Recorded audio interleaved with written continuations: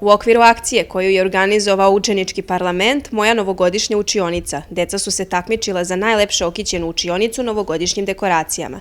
Pobedu je odneo razred 8.3. Učestvovali smo u akciji ukrašavanja učionica gde je moj razred 8.3 pobedio. Takmičili smo se sa svim razredima u školi i mi smo imali sreću da pobedimo. Druga akcija je priprema novogodišnjih paketića za decu sa Kosova. Nastavnici ističu da je ovo jedna od najdražih aktivnosti mališana i da joj se svake godine rado odazovu i pripreme divne poklone. Znate kako svaka deca se raduje Novoj godini i kad spomenemo neku akciju, pogotovo za Novu godinu, tek onda se priključe, jer svesni su da oni vole da dobiju paketić kako vole oni da dobiju paketić, tako vole i druga deca da dobiju paketić. Prvaci ove škole su također dobili novogodišnje paketiće koji su ih veoma obradovali i izmamili osmehe na licima.